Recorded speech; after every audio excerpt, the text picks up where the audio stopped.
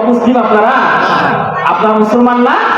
তা আপনারও মুসলমান, আমিও একজন মুসলমান, আপনি মুসলমান, আপনার ভাই একজন মুসলমান, কিন্তু আপনি মুসলমান হয়ে জান্নাতে চলে গেলেন আর আপনার ভাই মুসলমান হয়ে জাহান্নামে চলে গেলেন।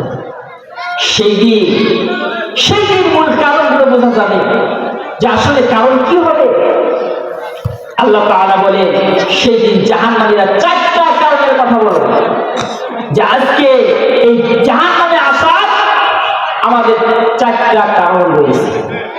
এর মধ্যে সর্বপ্রথম কারণটা ছিল আমরা মুসলমান হলে কি হবে?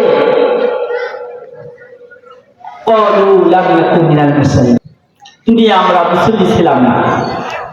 মুসলিম আপনারা চেনেন কি? জি। মুসলিম কাকে বলে? নামাজি মুসলিম। মুসলিম আমার মনে হয় ওই ব্যক্তিকে বলা হয় যারা শুধুমাত্র সপ্তাহে একদিন নামাজে আসে, ওই ব্যক্তিকে মনে হয় মুসলিম বলা হয়। ব্যক্তিকে মুসলিম বলা হয় নাকি? যদি ওই ব্যক্তি না হয়, আমার মনে হয় রমজান মাস আসলে দেখবেন কিছু মুসল্লির আগমন হয়, তাদেরকে মনে হয় মুসল্লি বলা হয়। তাদেরকে যদি এটাও না হয়, যদি কোনো ব্যক্তি দুনিয়ায় মারা যায়, জানাজার মধ্যে 5 ওয়াক্ত নামাজের খবর থাকে না, কিন্তু জানাজার নামাজের মধ্যে উপস্থিত হয়, আমার মনে হয় মুসলমান, ওইটাই মুসল্লি, ওটাই মুসল্লি। শুধু জানাজার যারা পড়ে কি ওটা মুসল্লি নাকি? তার মানে বছরে একদিন নামাজ পড়ে ঈদের দিন। যদি এটাও না হয়, আমার মনে হয় শুধুমাত্র ঈদের দিন নামাজ পড়ে ওই ব্যক্তি মনে হয় মুসল্লি, ওটা মুসল্লি। তাহলে ওটাও মুসল্লি নয়। তার মানে বুঝতে হবে যদি এটাও না হয়, সামনে ইলেকশন আসতেছে, অনেক ধর্ম, অনেক রূপ, অনেক কিছু দেখা যাবে প্রার্থীদের মধ্যে। দেখবেন এমন প্রার্থী পাওয়া যাবে এক আসরের নামাজ 6 জায়গায় গিয়ে পড়বে। আছে না নাই? আসরের নামাজ এক জায়গায় পড়বেন না, এই মুসল্লি 6 জায়গায় পড়বে। বুঝাইবে যে আমার মতো পাক্কা ইমানদার আর একটাও দুনিয়াতে নাই। ও মুসলমান, তোমরা একবার পড়ো, এক জায়গায় পড়ো। আমি 6 জায়গায় আসরের নামাজ পড়েছি। এমন প্রার্থী আসবে আপনাদের মাঝে, আমাদের গাইবান্ধার জেলায় পাওয়া যায়। আপনাদের এদিকে হয়তো আসে নাই, কিন্তু আসবে। এই জন্য কিয়ামতের ময়দানে জাহান্নামের ব্যাপারে এক নাম্বার কারণ তারা বর্ণনা করবে। দুনিয়ায় একই সঙ্গে চললাম, একই এলাকায় বসবাস করলাম, কিন্তু আমাদের জাহান্নামে আজকে আসার 1 নাম্বার কারণ হলো আমরা নামাজি ছিলাম না। তোমরা নামাজ পড়তে মসজিদে যাইতে, মুয়াজ্জিন আযান শোনার পরে তোমরা অবহেলা করো নাই, মসজিদে যাইতে নামাজ পড়তা। আমরা আযান ঠিকই শুনতাম, কিন্তু মসজিদেও যাইতাম না, নামাজও পড়তাম না। বরঞ্চ যারা নামাজ পড়তো ওদেরকে উল্টা করে আবার ভুতাইতাম। আছে না নাই? বড় নামাজি আছে না? ইস্কারি করে। আরে ভাই, আপনি কি ইমানদার হন? একটা কথা বলে যাই, সবাই মাত্র 2 মিনিট একটা কথা বলে যাই। এটা হলো আপনি যদি ইমানদার হন, ভালো কাজগুলোর মধ্যে আপনাকে যদি টাকানো হয়, বুঝতে হবে যদি আপনার মধ্যে ঈমান থাকে, কিঞ্চিত পরিমাণে যদি ঈমান থাকে, ভালো কতগুলো কাজ আছে, এর আহ্বান করলে অন্তত সরাসরি নিষেধ আপনার কাছ থেকে আসার কথা না।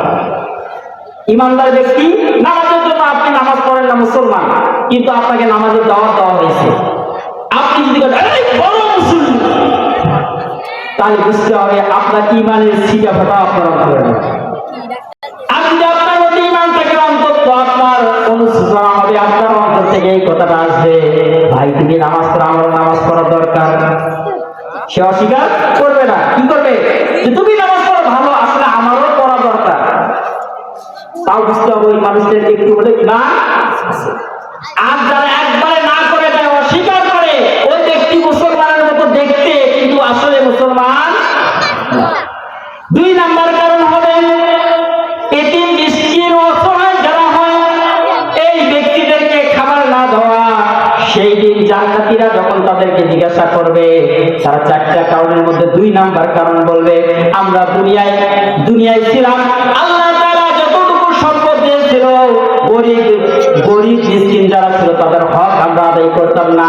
আল্লাহ তাআলা যে ক্ষমতাগুলো দিয়েছিল এই ক্ষমতাগুলো সঠিকভাবে আমরা জমিনে বাস্তবায়িত করি নাই। অর্থাৎ এমপি মন্ত্রী হওয়ার পরে আল্লাহ তাআলা যে ক্ষমতা যে যোগ্যতা দিয়েছিলেন, গরিবের যত হক ছিল এই হকটা আমরা খেয়ে ফেলতাম, আমরা তাদেরকে দিতাম না।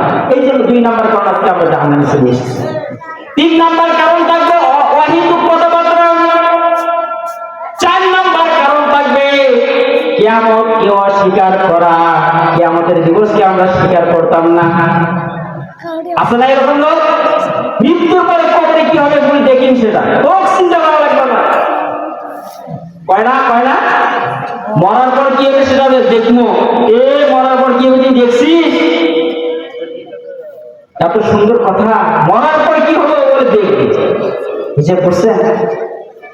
সেই দিন এই ব্যক্তিরা আটকা পড়ে যাবে, তারা বলবে হাত্তা তানা ইয়াকিন।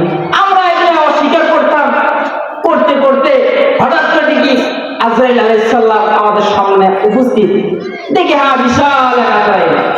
এই আজরাইল আসার সঙ্গে সঙ্গে নামাজ রোজা সব ঠিক আছে, ঈমান আমল যা কিছু হুজুরদের মুখ থেকে শুনছিলাম, কোরআন হাদিস থেকে শুনছিলাম, সবগুলো সত্যি। আমরা যেগুলো বলছিলাম সেগুলো মিথ্যা। কিন্তু সেই দিন আর কোন সুযোগ থাকবে না। আজরাইল আলাইহিস সালাম আপনাকে পাকড়াও করে ধরবে, কবরের মাটি এবার আপনার মুখে ঢুকে যাবে, আপনাকে কবরে চলে যাবে। এই জন্য আসুন, আল্লাহ তাআলা বলছেন আল্লাহকে ঈমান আনতে হবে। আর এই ঈমানের দাবি, সত্য দাবি এটাই যে আপনার ঈমানদার ব্যক্তির অন্তরে সদা সর্বদা ভয় থাকবে কার? আপনি যে কাজটাই করেন না কেন সেই কাজে ভয় থাকবে আল্লাহ তাআলার। এই আল্লাহর ভয় নিয়ে যদি আপনার ঈমানটাকে আপনি স্বচ্ছ রাখেন, আল্লাহ পাক রব্বুল আলামিন দুনিয়ায় শান্তি দিবেন, মৃত্যুর পরে আল্লাহর জান্নাত আপনাকে দান করবেন। সুবহানাল্লাহ। আল্লাহ রাব্বুল আলামিন আমাদের সকলকেই যেন এই স্বল্প সময় যে 2-4টা কথা বললাম এর প্রতি আমল করা, আমাকে এবং আপনাদেরকে আমল করার তৌফিক দান করেন। সকলে বলে আল্লাহুম্মা